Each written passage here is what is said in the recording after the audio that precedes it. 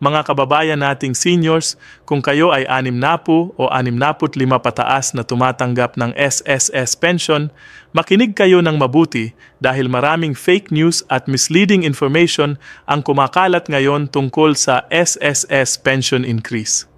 Nakikita natin sa social media ang mga balita tungkol sa 1,500 piso third tranche na daw automatic na sa ATM ngayong araw. Pero kailangan nating linawin ang totoo mula sa mali. Hindi totoo yan mga kaibigan.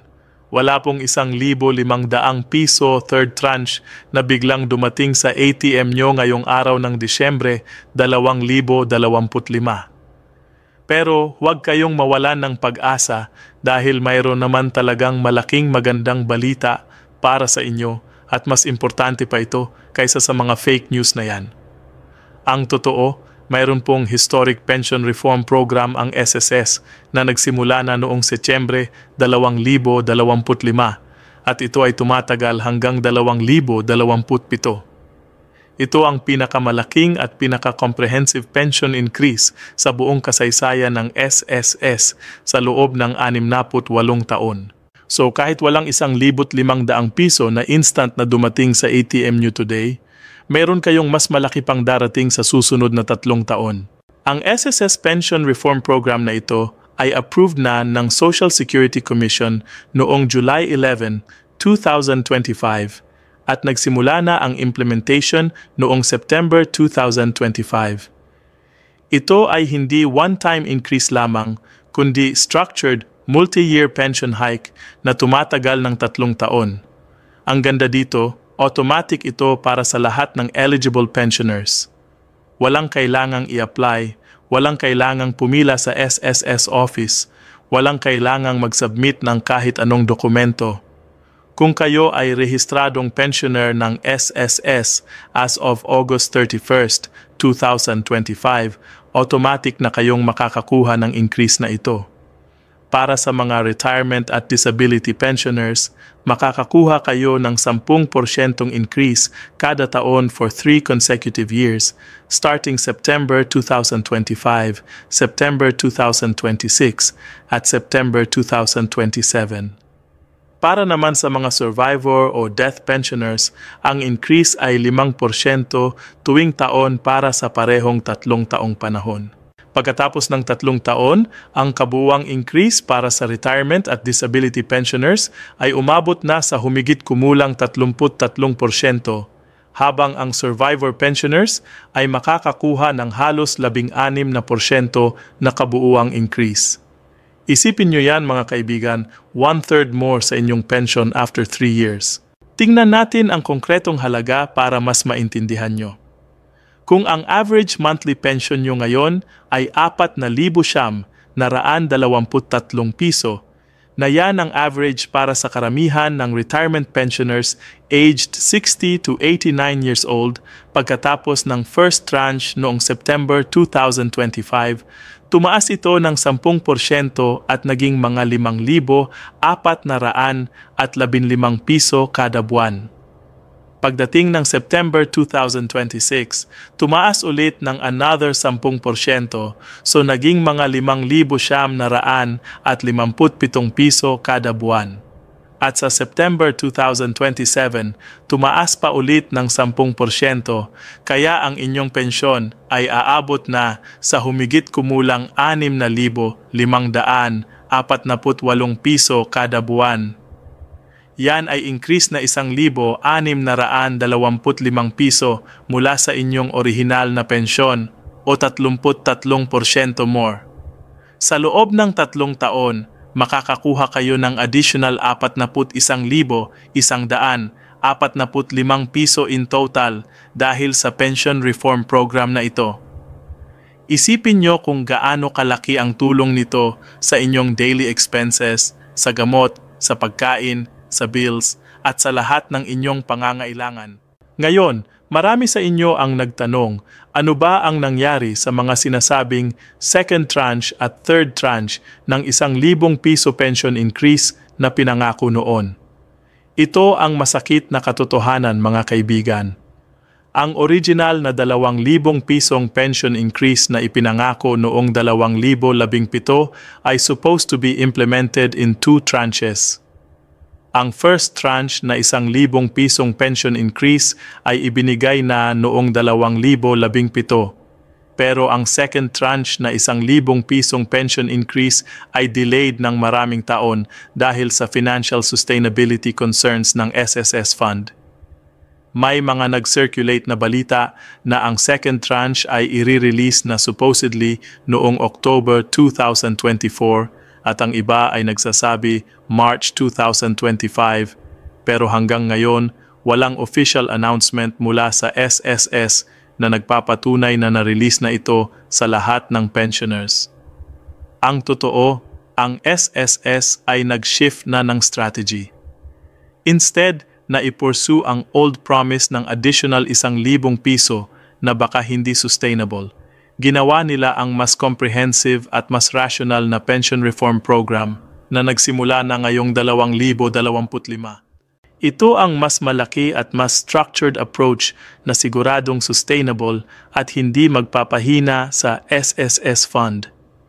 Kaya kung may nakikita kayong post sa Facebook o TikTok na nagsasabing may 1,500 piso third tranche na automatic na sa ATM today, huwag kayong maniwala agad.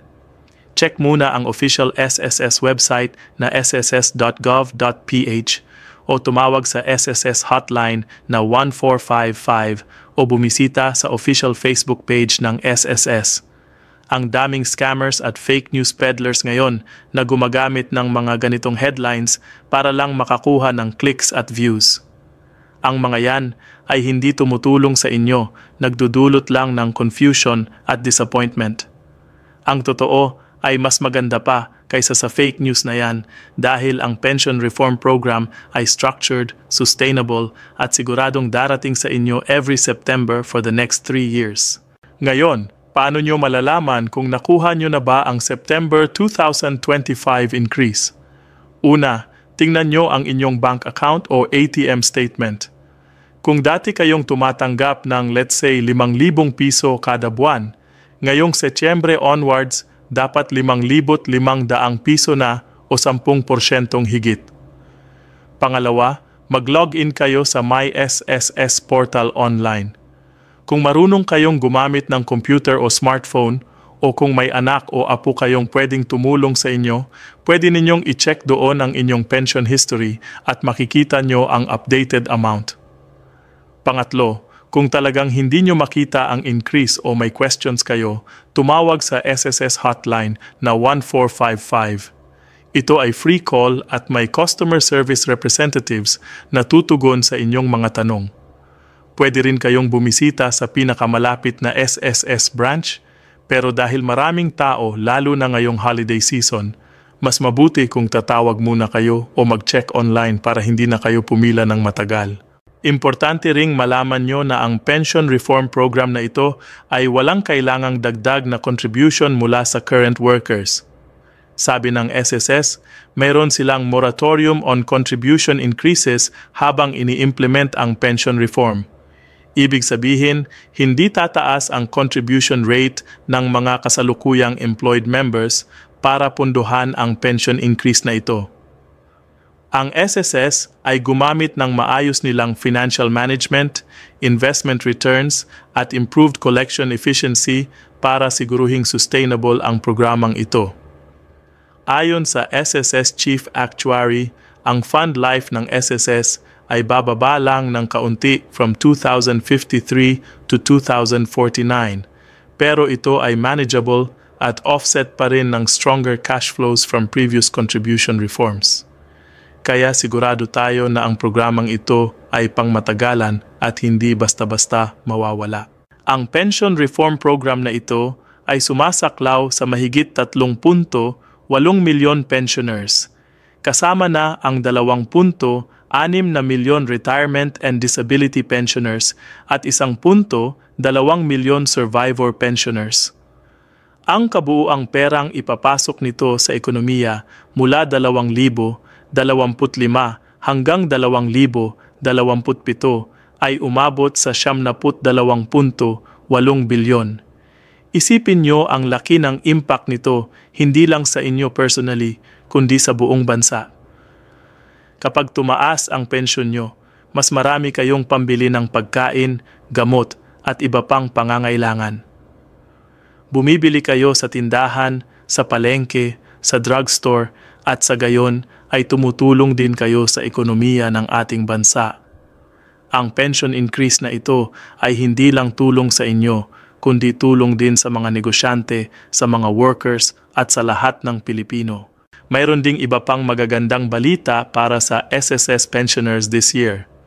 Noong late November 2024, nag-release ang SSS ng 13th month pension para sa mahigit 3.6 na milyon pensioners worth 32.19 bilyon piso. Ito ay equivalent sa 1 full month ng inyong regular monthly pension at ibinigay ito ahead of time bilang pre-Christmas gift. Ang first batch ay released na noong November 29, 2024 at ang second batch ay noong December 4, 2024. Kung hindi nyo pa natatanggap ang ika-13 buwang pensyon nyo, check nyo ang inyong bank account o kung check payment kayo, maghintay kayo ng ilang araw dahil ang Philippine Postal Corporation ay nag-deliver pa ng mga yan sa inyong address.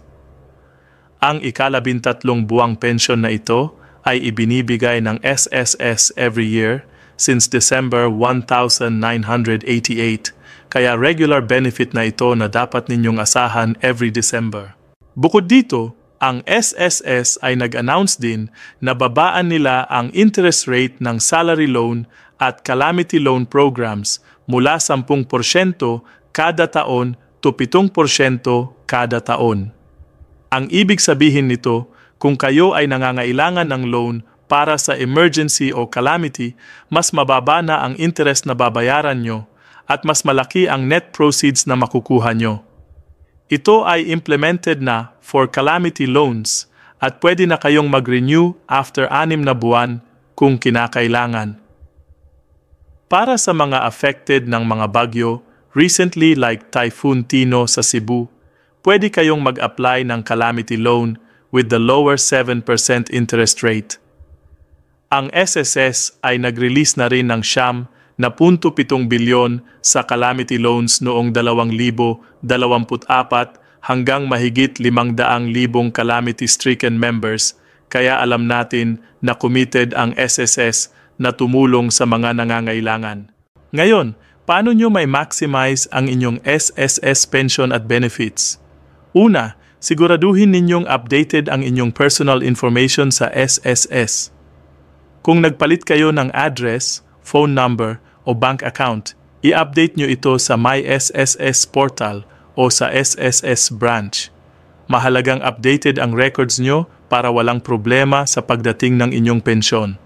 Pangalawa, kung kayo ay tumatanggap ng pension through check at nahihirapan kayong makatanggap on time, mag-switch kayo to direct deposit sa bank account. Mas mabilis, mas secure, at mas convenient ang bank deposit kumpara sa check.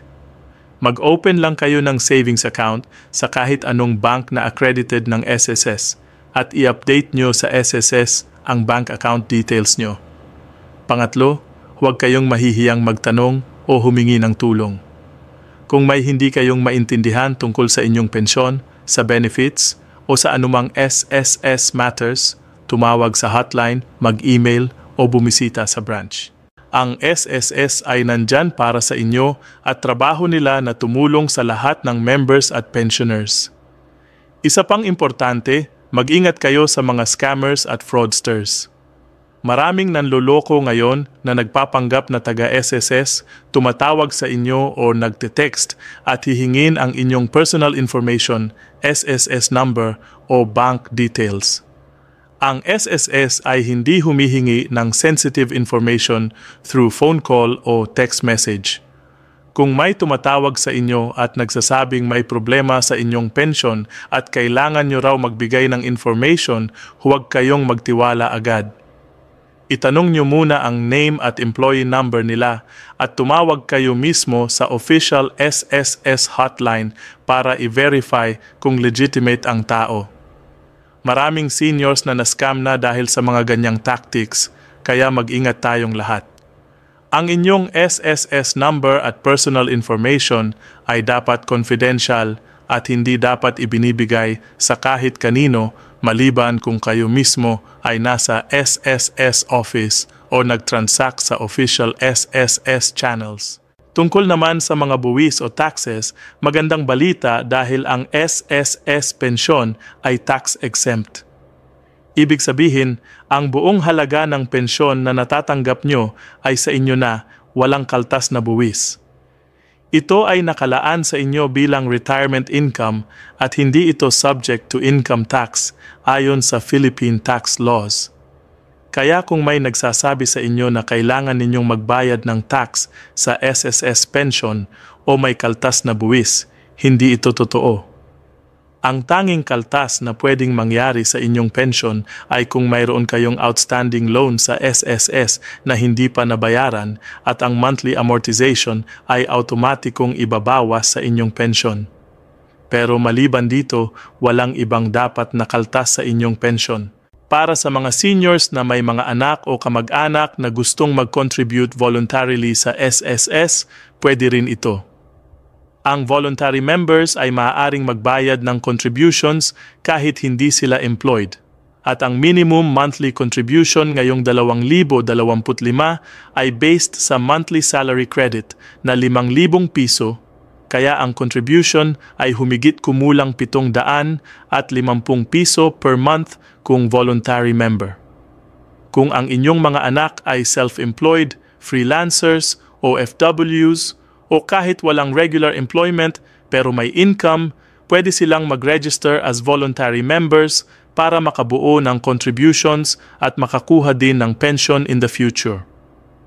Ang SSS contribution rate ngayong 2025 ay tumaas na to 15% mula 14% noong 2024 at ito ay ang huling tranche ng contribution rate increase ayon sa Social Security Act of 2018. Ibig sabihin, stable na ang contribution rate moving forward at wala nang mas malaking increase na hihintayin. Mayroon ding bagong program ang SSS na tinatawag na My SSS Pension Booster na ito ay mandatory provident fund na bahagi ng mga contributions na lampas sa 20,000 piso monthly salary credit hanggang maximum na 35,000 piso. Ang contributions dito ay naka-credit sa individual account ng member at may guaranteed return na mga 7.2% interest annually.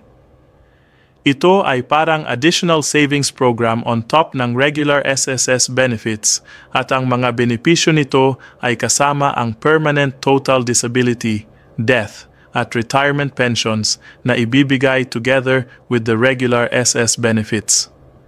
Kung ang inyong mga anak o apo ay may mataas na sahod at ang kanilang monthly salary credit ay lampas sa 20,000 piso, automatiko silang may SSS Pension Booster account na may additional savings para sa kanilang retirement. Ngayon, kung sakaling mayroon kayong mga questions o concerns tungkol sa inyong specific situation, narito ang mga paraan para makipag-ugnayan sa SSS. Una, ang SSS hotline ay 1455 at ito ay available from Monday to Friday, 8 a.m. to 5 p.m. Pwede kayong tumawag dito para sa anumang tanong tungkol sa pensyon, benefits, loans, contributions, o kahit anong SSS-related matters. Pangalawa, ang email address ng SSS ay member_relations@sss.gov.ph at pwede kayong mag-send ng email kung mas komportable kayo na magsulat ng inyong tanong. Pangatlo, ang official website ay sss.gov.ph at dito nyo makikita ang lahat ng latest news, announcements at updates tungkol sa SSS programs at benefits. May SSS portal din na pwede ninyong gamitin to check your pension records, update your information, at mag-transact online without going to the branch. Para sa mga seniors na may difficulty sa pag-comply ng Annual Confirmation of Pensioners o ACOP, ang SSS ay nag-announce na na-review nila ang guidelines at magkakaroon ng additional means para mas madali ang compliance. Pwede na nilang i-authorize ang ibang tao na mag-comply on behalf ng pensioner at pwede din nilang gamitin ang available SSS resources like home visits through SSS branch personnel para sa mga seniors na hindi na physically able na pumunta sa SSS office. Ang ASOP ay requirement para makasiguro ang SSS na ang pensioner ay buhay pa at dapat pa ring tumatanggap ng pension. Pero alam ng SSS na mahirap ito para sa mga elderly, lalo na sa mga may sakit o malayo ang tirahan sa SSS branch. Kaya nag-adjust ang SSS ng policies nila para mas accessible at convenient ang compliance. Huwag din ninyong kalimutan na kung may kakilala kayong seniors na eligible for SSS pension pero hindi pa nag-apply, tulungan nyo silang mag-apply. Maraming seniors na entitled sa pension pero hindi alam kung paano mag-apply o nahihirapan sa proseso. Ang minimum requirements para sa retirement pension ay 120 buwanang kontribusyon at ang member ay dapat na umabot na sa retirement age na 60 taong gulang para sa optional retirement o 65 taong gulang para sa mandatory retirement. Kung ang inyong kaibigan o kamag-anak ay may kulang pang contributions, pwede pa ring mag-continue ng voluntary contributions to reach the 120 months minimum. Every contribution counts at mahalaga na ma-maximize ang benefits na pwedeng makuha. Sa pagtatapos, mga kababayan nating seniors, tandaan natin na ang SSS Pension Reform Program na nagsimula this September 2025 ay isang historic milestone para sa ating lahat. Ito ay proof na nakikinig ang gobyerno sa ating mga pangangailangan at gumagawa ng paraan para tulungan tayo kahit sa mahirap na panahon. Ang 10% taunang pagtaas para sa 3 taon para sa retirement at disability pensioners at 5% taunang pagtaas para sa survivor pensioners ay malaking tulong na sa ating araw-araw na gastusin. Hindi ito one-time giveaway kundi structured at sustainable program na pangmatagalan. Kaya huwag tayong maniwala sa mga fake news tungkol sa 1,500 piso third tranche na automatic na daw sa ATM ngayong araw dahil ang totoo ay mas maganda pa. Ang totoo ay may ongoing 3 taong pension reform program na tumatagal until 2027 at lahat ng eligible pensioners ay automatic na makakakuha ng increase every Setyembre. Walang kailangang i-apply, walang dagdag na requirements, automatic lahat. Kailangan lang nating siguraduhing updated ang ating records sa SSS at bantayan ang ating bank accounts every September para makita ang increase. Maraming salamat sa inyong pakikinig mga kaibigan. Sana ay naliwanagan kayo tungkol sa totoo sa SSS pension increase at hindi na kayo malilito sa mga fake news na kumakalat. Mag-ingat tayong lahat. Panatilihing updated ang ating information at samantalahin ang lahat ng benefits na inaalok ng SSS. Kung may tanong pa kayo, huwag mag-atubiling tumawag sa SSS hotline o bumisita sa pinakamalapit na SSS branch. Lagi nating tandaan na ang SSS ay para sa atin at ang mga benepisyong ito ay resulta ng ating mga contributions through the years. Deserve natin ang mas magandang retirement at ang pension reform program na ito ay hakbang tungo doon. God bless us all at sana ay maging mas maganda ang ating buhay sa tulong ng SSS benefits na ito. Merry Christmas at Happy New Year sa inyong lahat at sana ay patuloy tayong makatanggap ng magagandang balita mula sa ating SSS. Maraming salamat mga kababayan at ingat tayong lahat.